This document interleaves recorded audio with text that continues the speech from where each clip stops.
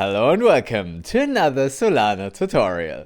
Today we're gonna talk about the newest Anchor version. And we're gonna have a look at what's new, what changed, and what we can do with that now.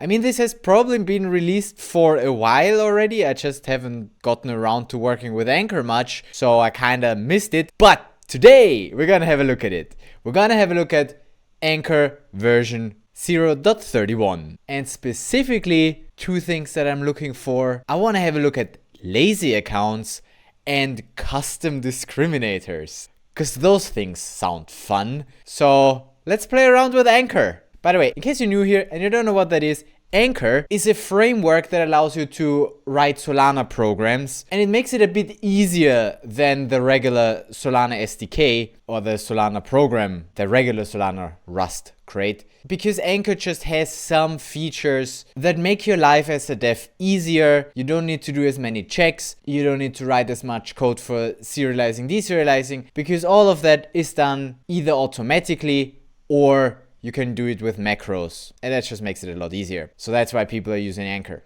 I guess. Also, it makes it quicker. Like if I want to write a quick program, I'm usually quicker doing it in Anchor than if I do it in plain Rust. However, it comes at the disadvantage of your programs having a bigger size and potentially also using more compute, but that might be a trade-off that you're willing to take. So yeah, I like that Anchor is still being developed and they're still gonna make improvements so we can tackle those issues and also write efficient Anchor programs. But anyway, that's just what Anchor is. So let's get started and actually have a look at Anchor version 0.31. If you don't have Anchor in the newest version, you can get it with AVM, the Anchor version manager, I guess. I think install, and then you can say latest or the version that you want. We want 0.31.0. I already have that installed, so I'm fine. I can just say AVM use this version, and then it says now it's using this Anchor version. However, on my WSL Ubuntu, if I try to actually run this, I get this error with glibc not found. We had that before and I fixed it now.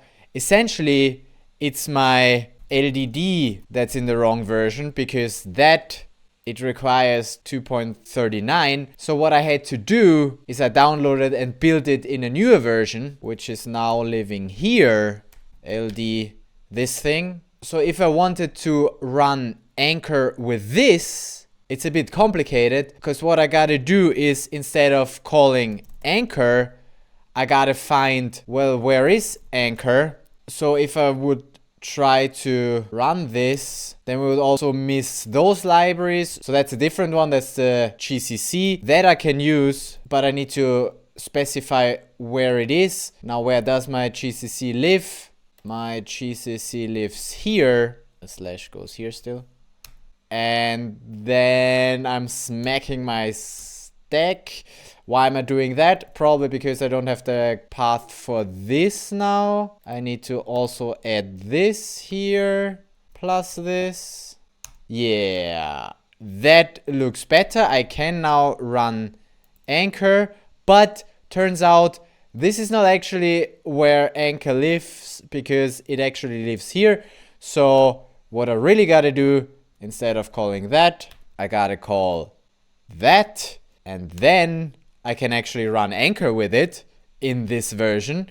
So if I now do this -- version, boom, now we're running Anchor in version 0.31. So that was a bit of it took me a while to get there, but now we can run Anchor in this version. And because it's a bit annoying to always, run this, I made myself a script that basically, does what we just said, and then it takes my arguments. So I can now say Anchor version, and that will run me the thing. So it's just an executable that I call Anchor here. So just so I can, call Anchor. But most likely, or let's say hopefully, you can just upgrade Anchor and you won't have to deal with this. Just so you're not confused why I'm running Anchor from here. Okay, but now that we have that, let's Anchor init a project that we call Anchor 31, because that makes sense. Oh yeah, hold on. We need to use this version, I said. There we go. This works. Now it's using the right libraries. Wonderful. And now we just open this, Anchor 31. And here we are. We have a regular Anchor program as we're used to it. You know, we have the lib. So that looks good. That looks like what we're used to. That's a nice program ID. But I think I still want a different one. We will need to do stuff like that anyway. So this is just set up now for me. As I usually do, I make myself a keys folder. Solana, keygen, grind myself some wallets, a defi, a developer, and an Anchor program 31. There we go. Anchor program 31 by whatever. If you like that key, that's a private key for it.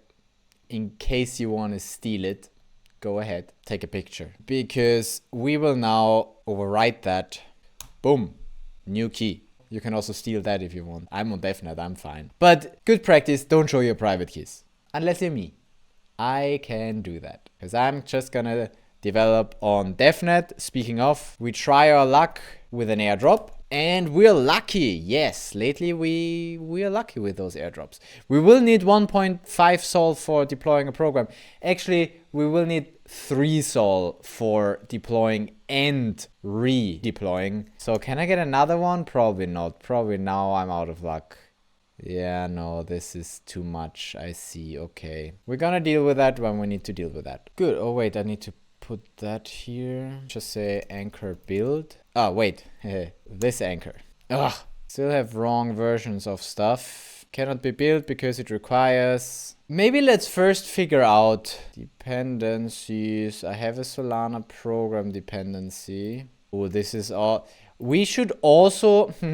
I guess we also need to look at the Solana SDK. Maybe that's the next video or one of the next videos, because in the Solana SDK stuff changed as well, because they also split it up in several crates now. But anyway, it's using 2.2.1. What's my Solana version? I have 2.0.25, so either I gotta update that. Let's see. Anchor framework. Scrolly. Release notes. Release notes for 0.31. The last major release before version 1. So there will be a version 1. Great. That's gonna be another video. So recommended Solana version is 2.1. Special upgrade because some of the binaries have been renamed to Agave. So this one recommends 2.1. So I guess this is what I'm gonna go with. But where do I specify that? Can I tell you use this Solana version? Oh wow, now it's downloading something. Maybe it's downloading that Solana version now.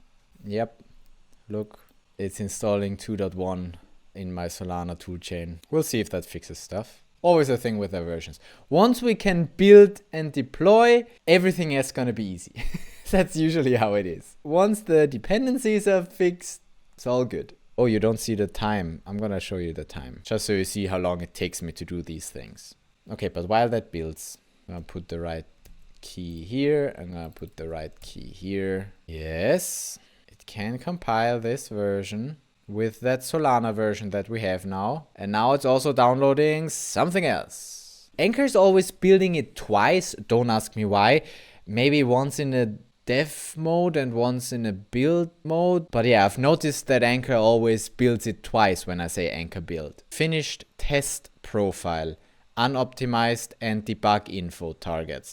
So maybe now it compiles and builds it for like an optimized version without debug info. And for that it needs to download everything again in that version, I guess. I don't know. I'm gonna just wait and let it do its thing and be patient. Can we do something productive in the meanwhile? Yes, we can. We're gonna have a look at what actually changed in this version here, because we're in the release notes. Automatic IDL conversion. In this release, various commands do this conversion automatically. Great, we automatically convert legacy IDLs. Nice. Anchor has been using Yearn as the default package manager, but some people want other managers. Oh, that's why we have this thing here, package manager. Cool, I could use other things. Nice, lang. So, what changed? We've got stack memory improvements. The TLDR is that stack usage is improved massively when using init constraints. I've heard about that. that alone is one reason why you want to use this version and not an older version, 0.30 or below. Stack warnings on builds are now reliable when using Solana v2. Yeah. You can read up on the details, but let's just say it's more efficient. That's good enough for me. That's all I need to know, because it will work the same way. It's just, init constraint. Boom. And maybe we can see the difference. Ooh, undefined behavior. Yeah, that's not a good thing. Good that they got rid of that. Okay, cool. In short, you'll have fewer problems related to stack memory. I don't think we're gonna deep dive into this today. Just know that init constraints are more efficient. But they will work the same way. That's the point I was trying to make. You just say init for your account and Anchor does the rest, right? That's why it's so simple. You just say, hey, I need this account created. Init, done. And then you need to give it the system program as well and say who's the payer and stuff, but that's it. It's simple still. Cool. The other cool things that we have here are custom discriminators. That sounds really nice. Anchor always used those 8-byte discriminators that they built from the hash, and then they map those 8 bytes to this one instruction. But really, that's kind of a waste of bytes, especially because transaction sizes are not huge, and that's usually one of the bottlenecks that we as devs run into. Like, those are 8 bytes that I need to put in instruction data, when really 1 byte should suffice, because I don't know any program that has more than 255 instructions. Let's be honest. I mean, yes, it adds a bit more security because you need to know the instruction and you need to know but no, come on, just look on chain and see the bytes from another. It doesn't add anything. I take it back. It adds no security. It's just a waste of bytes. So they allow you to use custom discriminators. Let's see. 8 bytes sounds too high. Yeah, that's what I'm saying. This release solves all the problems. Oh, wonderful. We still have default 8-byte discriminators, but we can override them with a discriminator argument. So we have the following macros. We can just say discriminator equals 1, which I assume is 1 byte with the value 1, or discriminator 1, 2 is, I assume, 2 bytes with 1 and 2. See example. It's important that the discriminator is always unique. Yeah, that makes sense, because if you have 2 equal discriminators, then you can't discriminate between them and you don't know which instruction it is. Do discriminators also work for accounts? I guess so. Oh, here, yeah. For account, or for event, or for instruction. Nice. For all those, you can set the discriminator. I didn't even see that. I didn't even read that. Okay, cool. While the discriminator can be at any length, including 0, the IDR generation does not currently allow empty discriminators for safety. Yeah, I probably wouldn't want to do it empty anyway, but we can, so that's nice. Discriminators can be used multiple times. Should still consider future possibilities, especially when working with 1-byte discriminators. For example, setting an account with a discriminator once means that you can't have any other discriminators starting with 1. Yeah, that makes sense, as it would not be unique. Yeah. So then we have more on this discriminator type. And we used to always write space is 8 plus, and now we can say from the account the discriminator length, because that can be different now. So there's this discriminator in here. Cool, that's for the discriminator. I think I want to have a look at that. I want to have a look at that already. Instruction discriminator. Wow, I can even say take the bytes from this string. Yeah, any bytes, I guess. And also here, the account discriminator, I can also change that. So yeah, I definitely want to have a look at that. It seems simple, but it seems really cool. So how's that doing? That's doing well. Here we have another test, unoptimized plus debug info. Once again, I don't know why it did it twice. I'm still confused why it does it twice. But anyway, we should now have in our target deploy the Anchor SO file. Nice. Anchor messes with my Solana version, but then reverts the changes. That's cool. Thanks, Anchor. It just set me back to my version that I had before. So yeah, we built. Let's deploy. Anchor deploy this. I want to deploy to DevNet. Yes. Here we go. Only 180 transactions. We deployed. So how do I test this now? Oh yeah, with Anchor test, probably I could get it. Oh, that's how it's done. Look, hold on.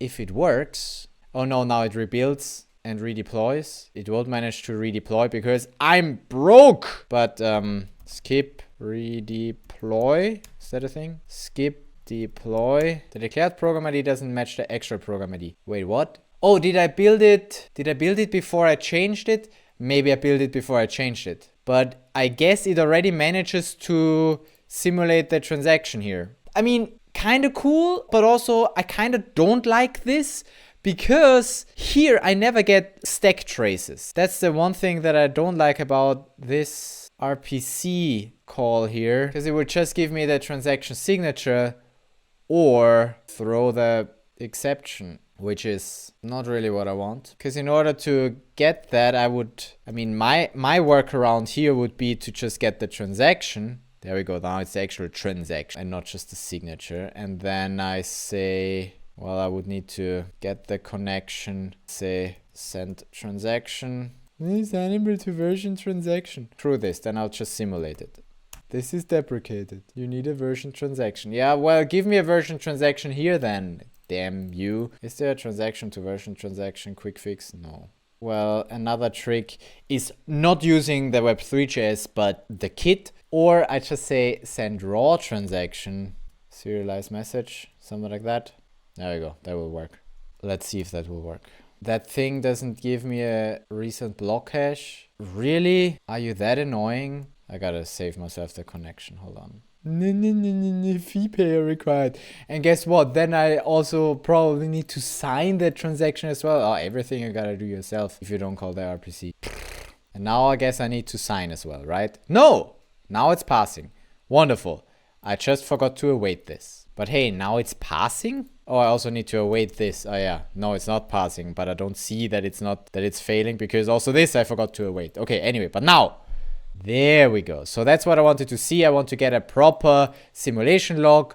Okay, so far so good. We are failing, but we managed to call our program. It is deployed. It just declared program ID mismatch because, well, I didn't have that updated yet. So we gotta do anchor build one more time and then deploy it. So for that we need more money. Where do we have definite sol? Let's go search. I mean, you got another 0.9. Will that be enough? 1.6. Yes, that will be enough. So I can say with my weird anchor, deploy again. Yes, there we go. Now we test. Oh, it's still failing. Nice. But hey, this one gives me success. And then we fail, simulation failed. Oh, because it's interpreting it as a version transaction, but I'm not giving you a version transaction. Yeah, the raw transaction expects a version transaction. What ifs? Are we happy with this or do we actually want to send the transaction as well? I'm just gonna make it easy for myself. I'm gonna be like, okay. Anchor. Wait, can I save this?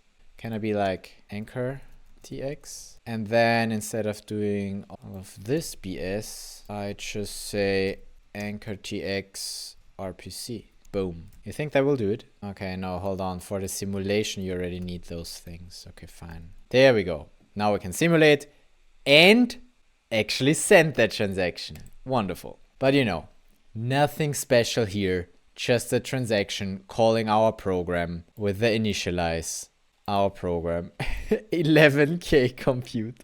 It doesn't even have an account. It doesn't do anything and it doesn't even have an account to deserialize and it takes 11k compute. See, that's one of the disadvantages of Anchor. But you know, it does the checks. It checks that it's the right program ID and everything. So yeah. And here again we see the as fuck. I shouldn't swear, but that's what it says. I'm just reading. QED. There's no Q, Andy. But yeah, the instruction data, you can see it here. That's the 8 bytes we need for instruction discriminator. Even though we just have this one instruction. Wasting 8 bytes on this is probably actually a lot. So it would be much nicer if I could just use 1 byte and say it's 1 for this initialize instruction. So let's try to make this work because it should be actually super easy. As we read here, we basically just say discriminator is 1. So in our program, in our instruction, I guess here goes the instruction discriminator equals 1. Let's try. Let's do the same, but build and deploy as well. See, it builds twice. Why does it build twice? the release profile optimized. Yeah, there we go. And then the test profile unoptimized. So that's why it builds twice. Maybe, yeah, whatever. Deploy success. And my test success also works. Look, I can still call initialize, and that's the signature. And if we compare, ha!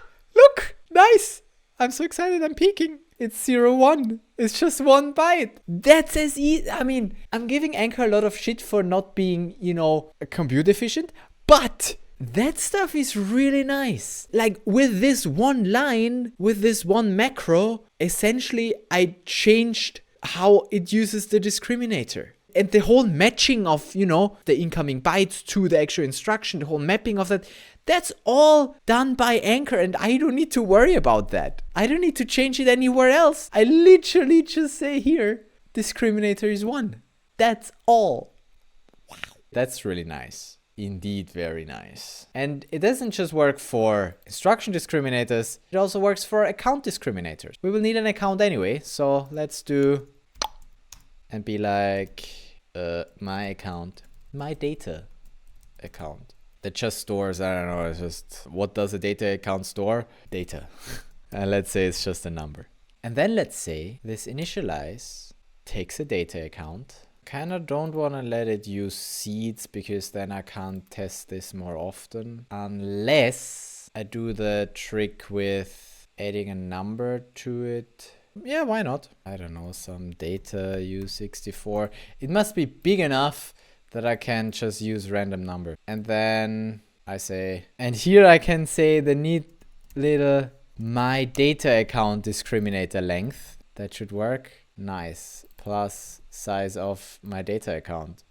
Cool. That's nice. And let's see if it allocates the right amount of space. You need the info up here. Okay. That's it then, I hope. Then we should be able to use this.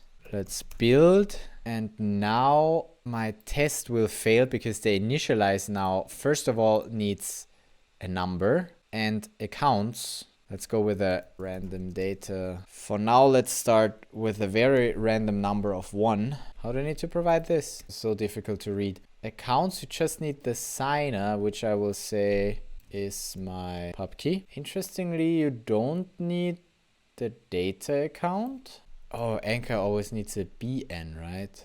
Yeah, there we go. I just gotta know that. Okay, so there I give you the random data. This is still not gonna work because I'm not wait, yeah, wait, yeah. It's auto-deriving that because I use seeds and that is deterministic based on that data. So I just need to provide the data. Yeah. I'm not creating a new account. This is a PDA that it's creating here.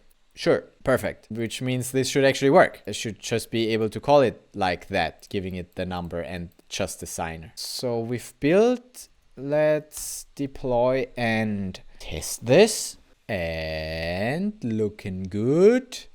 Looking great. See, greetings. That worked. And if we have a look at that transaction, we see it created this account. And if we look at that account, we see it has 16 bytes. Oh yeah, okay, good. That's about what we expect. Because it used the 8 for the discriminator plus the 8 for my U64 data, this here. So that account will have 16 bytes. Unless I say discriminator is, it's not how I spell it. Discriminator, that's how I spell it. What's the discriminator for this account? I could also say 1 because here it says discriminator for the account, otherwise it's the discriminator for the, but I could be more, I could say, oh, I want 2 bytes for account discriminators. I want, I don't know, I'm not creative, 255 1. I don't know, whatever. All of my accounts should start with 255. Why not? Let's do that. You know what else we could do? Such that we also get rid of the warning while we're calling this thing. Might as well give the data account data a value.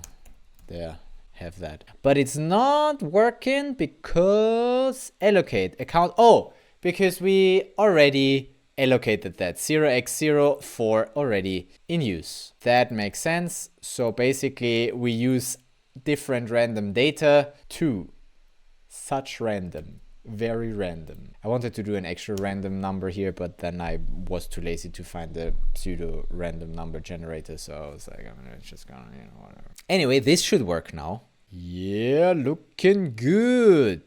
Success. Look at this. We create this account, and this account now only has 10 bytes. 8 for the data and 2 for the discriminator. 8 for the data, 2 for the discriminator. Could make a song out of that, but I won't. And if we look at that, let's actually look at the extra data, then we see that it has FF01, which is my discriminator for that account, 25501. And then that's the extra data, the random data, that is 2. So that stuff is working great, and it's super easy. This whole the custom discriminators, I love that. That's super nice. Yeah, I really enjoy that. So I guess next we're gonna have a look at lazy accounts. Okay, lazy account is an experimental account type that can be used to replace account when you're running into performance related problems. Or just want to be more efficient, maybe? We skip the details to keep the release note as short as possible. Sure. Check this.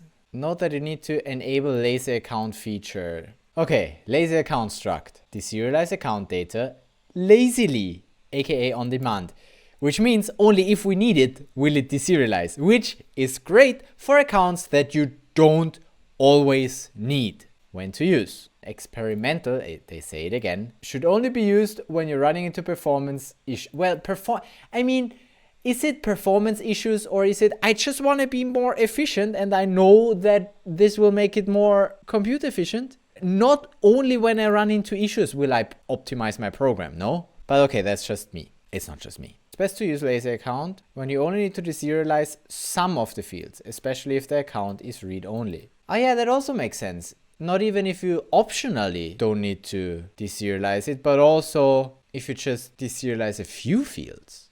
Can improve both stack and compute unit usage. However, and that's also good that they mention that, if you need to deserialize the account fully, using a lazy account will have additional overhead and therefore have more compute units. So don't just change all your accounts with lazy accounts now just because you're lazy. Currently, using the mute constraint eventually results in the whole account getting deserialized, meaning it won't use fewer compute units compared to account. This might get optimized in the future. So if we have a mutable account, since they write to it at some point somewhere, they deserialize everything, I guess. If you have a mutable account, this doesn't help us. So only for read-only accounts will that actually be helpful in the current version. Does not check the type layout matches the defined layout. Wait, does account do that though? Probably, because it deserializes everything. That just means that it doesn't, deserialize and check that the things fit, essentially, because it doesn't deserialize. All account data can be deserialized with load and load mute methods. Can we see an example? Here I see a lazy account, but it's doing init, so that's not gonna help much. In fact, it's probably gonna even make it worse. Yeah, let's test that. Let's do the same thing that we did, but say you are now a lazy account that we don't have because we need to tell Anchor. Where do we do that? In cargo? Where's my Anchor import? Yeah, here. Here I say version is this and features is you need the lazy account feature. Lazy account. Well, no, that's not how this works. Oh, hold on. Build? No. I mean, that's what I did, no? Is that not what I did? And then, hey, that's how it works. How was I different? I was already close to this. Anyway, yes, now data is unknown. Great.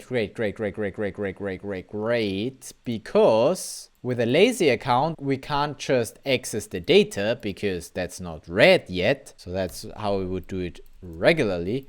But now we can do load. That would probably load the entire account, or we say load. Wait, if I say load, can I then afterwards say dot data? No. Okay, fine. Let's say load data. And I need to do it mutably. Load mutable data. So that makes it a bit more confusing to work with as well, but nothing that we won't understand as pro Rust devs, which we are, right? The deserialized value is cached for future users. All subsequent calls will not deserialize the data. Instead, they return the cached value. Makes sense. But can I just set it to data like I would? Because that gives me a result of a mutable ref. Then we get a, okay. So unwrap, and that's how you do it. Because we're pro Rust devs, right? We know exactly what we're doing. And if we can't load, then this will fail. But you know, I don't care. Let's try this. Does it build? Yes. No, it needs to rebuild the anchor stuff as well. Cool. And we will compare it with this transaction that created this account and wrote the data to it and used 19k compute units. Ooh, there was a problem. Oh, am I not rich enough again? Is the file getting too big now that I once again don't have enough Sol? Oh, for fuck's sake. Pray for more Sol! Get more Sol! Yes! Thank you. Thank you very much for that Sol. Now please deploy again. And that's what I would expect, because of course my random data is not random. Skip deploy. Now with success we get the following transaction. Boom. Let's see, we created this account. Again, has the same size as the other one. It does a system program create account as the other one. Oh, and it's actually fewer compute units. Wouldn't have expected that, but yeah, it's even that. Even though we have that mutable account, not significantly, but it's for some reason still a more efficient way to write this. Maybe because serialization that it does, that's more efficient with a lazy account. But anyway, so in our test, this is more efficient than doing it with the normal account, even if we are writing to it. Even if it's mutable, the init makes it mutable, because we are literally creating it. But I guess we will see like a bigger difference if we do just a read instruction with a different discriminator, but also just 1 byte. And then I say reading account, and I will do my data account. And this is not particularly efficient. That's okay. But also the entire thing with deriving that stuff here is not particularly efficient. I don't know how to call these things. I need to put in the data such that it knows which account to read, because I will again need to provide. And I could store and provide, but if I store the bump, then I need to read that as well. So now I'm just going to derive it. Doesn't matter. I just want to compare this versus that, not make an overall efficient program. So we're going to keep it like that, but not make it mutable. Gonna be an account that already exists, but that you derive like this. Or actually, I don't even need that. I mean, I can tell you that you should check for that. Or I tell you that you just don't check for it. You know what? Just don't check for it. Forget it. No, don't check for it. I'm going to give you the account. I'm going to manually put in the account. And I'm not going to let you check it. That's fine. But you're going to check that it's a data account, okay? As far as I can tell, it will read the first 2 bytes in my case. It checks the owner and the discriminator. So the 2 first bytes it will read. Cool. So that it will do. I can also throw away that stuff. I don't need that. So basically I just put in the data account that it should read. And basically I'm not going to read anything from it for now. Let's just see if that would work. We're going to call the... Oh wait, I need to build. Build it. So that I can now say read here. Perfect. And the read won't have any data, but it will have accounts, the data account. And that I will just make a new, what do you need? Anchor address. Let's use the one we just created here. There we go, pubcase account, that works. Still require data. Didn't I throw that away? I did not throw that away. Let's throw it away and build again. Then you shouldn't complain anymore. There we go. Cool. Let's test that. And I think I need to redeploy. Oh, again? Buffer account data size is smaller than the minimum size? Why did you use such a small buffer then? Make a bigger buffer. Throw away the buffer account and make a different one. What's your problem? Maybe it's because my Solana version is in a different... Let's use this one. Let's see if that fixes it. Nope. What buffer account are you using? And why don't you just use a bigger one? Do I really need to do it myself? Let's see if I could. Let's see if I could deploy target, deploy this thing. Yeah, I could. Oh, anchor. That works just fine. It doesn't work for you. So fine, skip deploy then. I did it myself. And will it or will it not work? I think it will work. Yes. Nice. Let's check that. Calling our program with one read-only account. Instruction read, so that works. And it uses 12.2K compute for reading that account. Ski. It's checking that the discriminator is correct, because if I would put in another account, then it would fail. Should we demonstrate that? If I don't know, put in the program or whatever. Then it says, account discriminator did not match what was expected. So it does check that. So keep that account. And now we already did it with the lazy. So that's already the more optimized version. Because if I would put a regular account here, not have that lazy, anchor build, anchor deploy, you mother. Okay, fine, manual deploy, and then test. Now it will take us 12.2. That's even fewer. Weirdly, so that I'm testing this really well, am I not? This is still very random. So actually we even lost like 40 compute units using a regular account.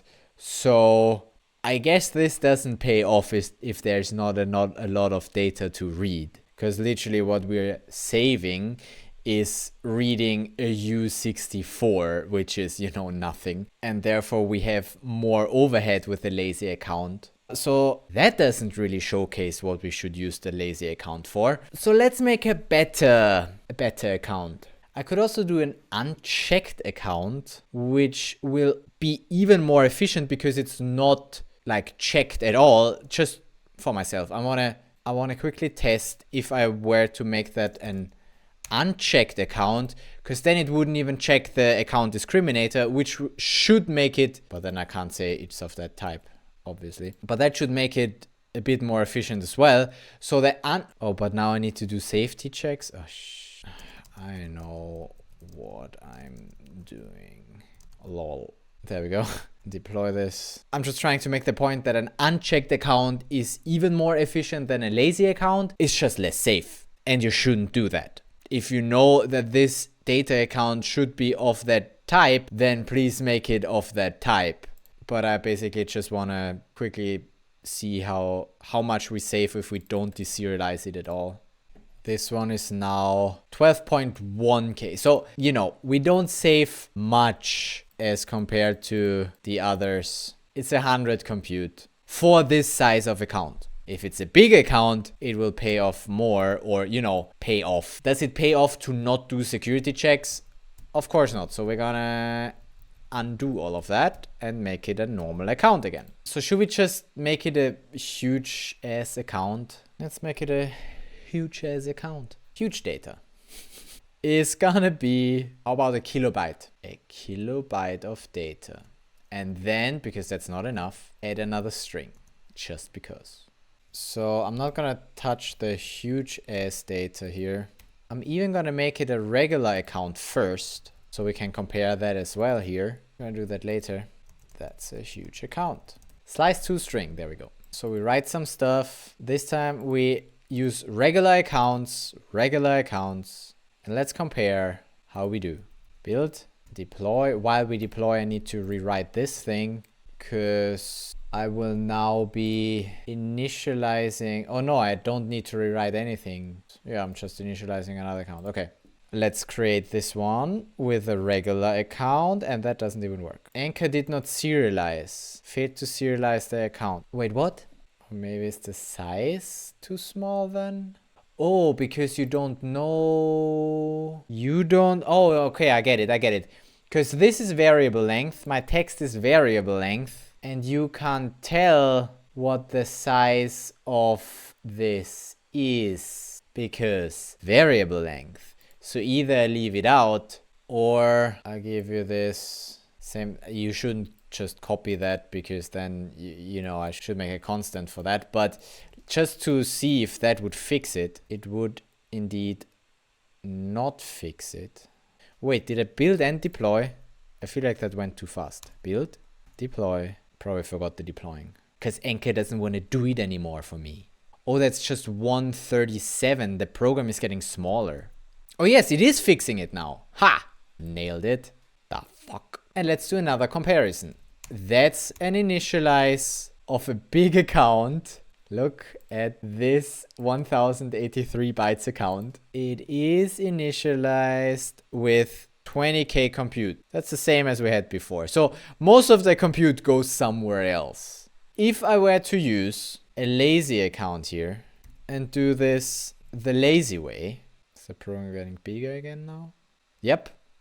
This way it's bigger. And now, oh, random, not be random. I need to get the random number here. It's my last random number here. 19. We again save something through being lazy. Even here, initializing this account, we're at 19 instead of the 20.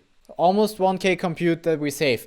But it's not huge. Weirdly enough, in this case, the lazy account saves me a little bit. But now to the actual, when I want to test this, let's take this account and start reading from this account, because the other account will... Actually, the other account, let's leave the other account in there. With this thing, it will fail, because fail to deserialize this time, yes. Why does it fail to deserialize? Well, because it's not of that type, because it doesn't have the huge data and the text. It has the same discriminator, but not huge data and text. That's why this fails. If I had a lazy account, I'm pretty sure it would work. But first, such that I don't always need to redeploy, let's check with this. This one, it should be able to read and deserialize. Yes. And that looks as follows. Bam. Read this account. 12,737 compute units. So far, so good. Let's compare that to doing the same thing, but with a lazy account. And also, just to demonstrate, with the previous account, with the lazy account, this should still work because it will not deserialize the account. It will just check the discriminator and then be done with it. If we would then later read from the text, then it would fail. But this should still work. Yes, but for fairness, I want to use the same account. So let's do this.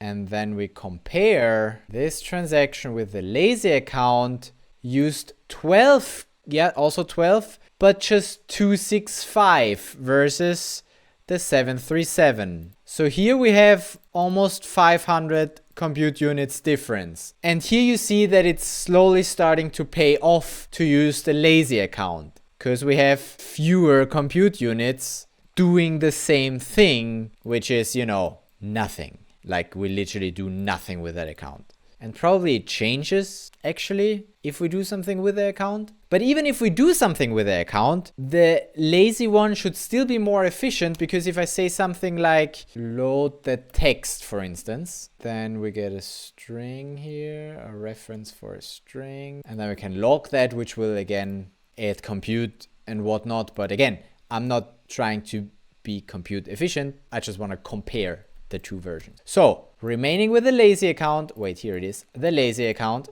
build and deploy again. If we now read from that account, we read, now that's a huge account. And that takes 14.9k compute, which we can't directly compare to the 12.2 because we're also logging more. So let's compare that to if we weren't using a lazy account, but a regular account here and deserializing everything in the beginning. Then also the reading wouldn't work like this, but just like this. There you go, have a reference. And let's build, deploy, and retest. This time we needed, drum roll, 14.928. We did not, that's not much, that is not more. That's even less. Yeah, I mean, same, like I would call it the same. Like I would call it the same, possibly because we now have the string directly already and don't need to bother with, you know, working with this and unwrapping this, which again, if we get a result here and we need to unwrap, that adds compute. So we kind of, yeah, again, didn't win much or anything really in this example. Is that because those bytes are all zeros? Maybe. Or if I had more stuff at the back, what's difficult to deserialize? A vector of strings. Deserialize this. There, a vector of strings to make it extra complicated to know the length of this. So, I mean, in my lazy account, if I have this like before, then I will also need to fully deserialize this just so I know where the string is. But because this has a fixed size, I was assuming that it jumps over. But, you know, we didn't really see that. So anyway, let's pump some data into here just because we can. Let's add another 1,000 bytes or 5,000, I don't care. And when we initialize it, let's do 100 strings, read this. And then we can say, accounts, data account, can you please write into this annoying field my annoying strings? Yeah. And then we build this, deploy this, and then we come up with a new random number, and then we create that account. So that's the account that we created, 0.04, because it has 6,000 bytes. I mean, most of it is zeros, but somewhere in here I read this.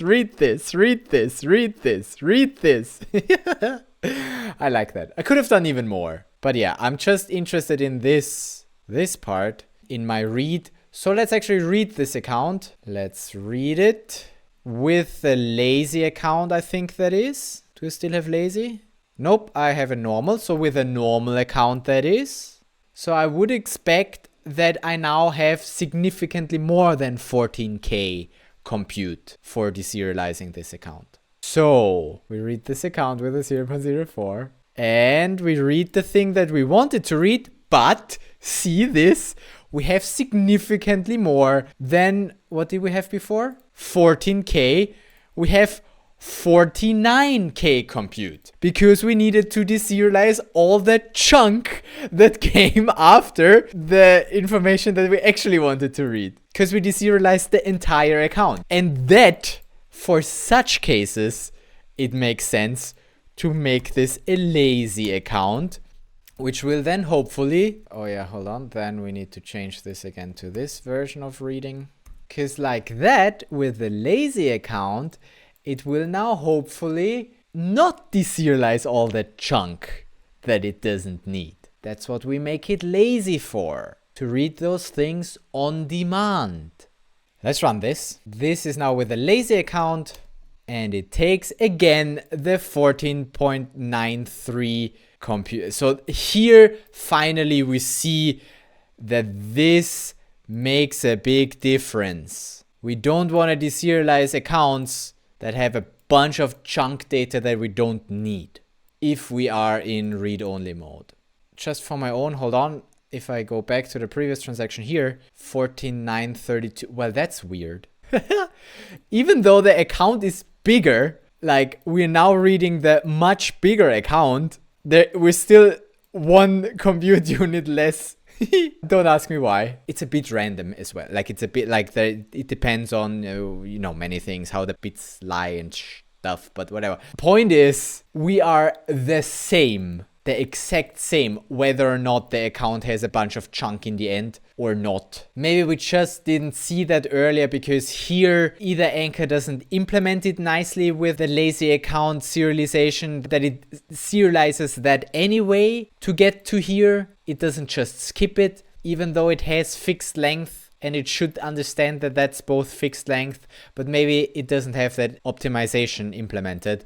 But it does have the optimization that it stops reading here and doesn't deserialize the rest. So at least that. And I could go ahead and put that here and test again if it's then different. But, you know, I don't want to. You get the idea of it. You get the idea. One thing, though, because we said for read-only accounts, let's see if I would make it writable, my lazy account, if I would say, hey, you are now mutable. And I would actually also change something just for the fun of it to prove that we are mutable. We, in the read, also write something into the data. But that's the last thing I'm gonna try for today. What? It panics? Already borrowed. Aha. Interesting. The data is already borrowed. Probably it just always deserializes it if it's mutable. But how can I access that then? Wait, here already load text. Maybe it already fails up here. Can't really tell where it fails. Lazy account RS, already borrowed. But it reads the, now that's a huge account. So it got here and then says already borrowed. So basically, I don't know how to work with a lazy account if it's mutable. Why is that already borrowed? Hold on. Do I have more info here? Do we have a mutable lazy account in the right? Yeah, how does that work? Oh yeah, you just question mark this. This is of course even better. Cached load due to has1 constraint. Maybe I'm also just doing it wrong. So you say I just question mark this. Nope. Yeah, I mean, sure. Maybe that works. But I'm expecting that's the same thing, yeah? It's again this. Why is this already borrowed? Oh, could it be that this is already borrowed because of the reading of the message? Hold on, what if I do that first? Ha, how about that?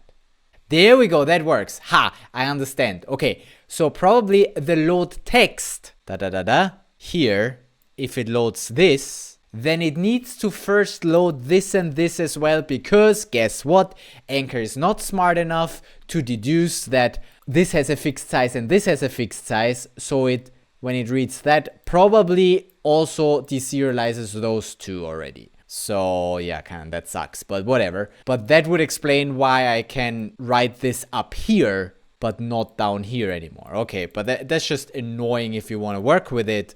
But okay, you know, whatever. I mean, okay. If you want to write, you probably don't want to use lazy accounts anyway. But let's see. Just as a comparison. What's your guess? How many compute units do we need now? More like 14, 15K or more like 49, 50K? More like 49, 50.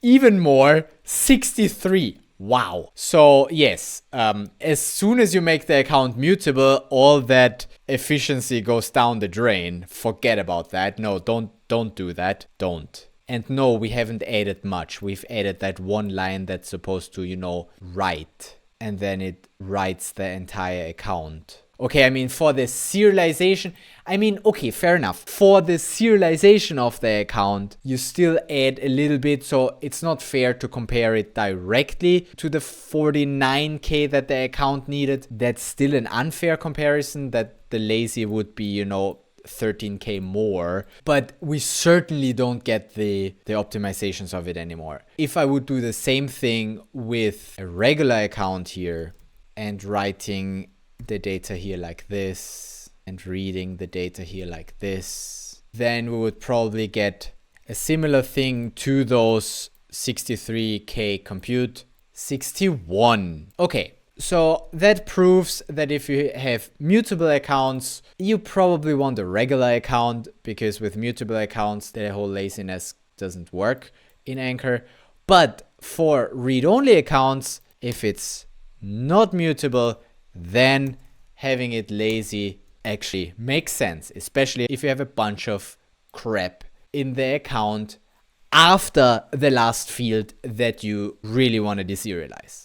And if you don't want to deserialize anything because you don't read anything from the account, then it's a question, do you want to check that it's of that type of account, in which case it's fine. And if you don't even want to check that, then, you know, don't put it in as an account, just leave it as a remaining account or as an optional account, and /or make it a unchecked account. If you don't read anything from it anyway, then make it unchecked. That's then the most efficient way. Then it doesn't deserialize anything. But as soon as you do want to check the account, make it at least a lazy account such that you can, check the account discriminator, which you can define what the discriminator should be with this nice little macro. And also in the instruction. So nice. I like this. Yeah, and that's Anchor 031. I mean, there's more. Of course, there's more. We've got this CFG, what I don't even know what it is. Unnamed and unit structs with init space. Account parser. Declare program improvements. We can now use constant bytes. Great. SPL stuff, IDL stuff, IDL builder, general improvements, bug fix. Nice. And also simpler program construction, automatic inference of JSON files without additional casting. Constructor no longer infers the IDL type. This makes it easier to specify the actual IDL type. Okay, cool. That's nice.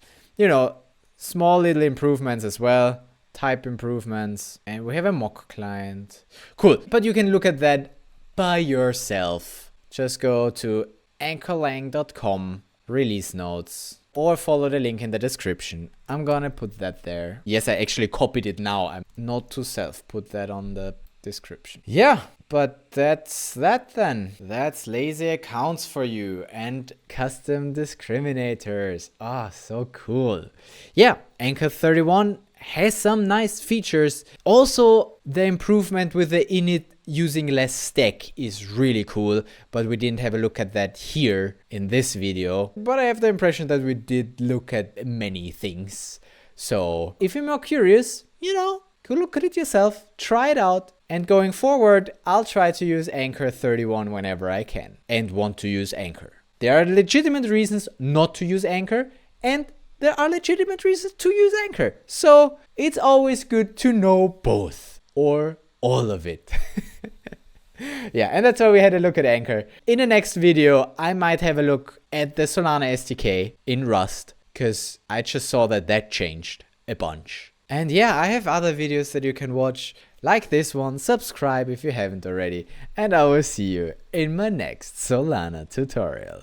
Until then, bye bye.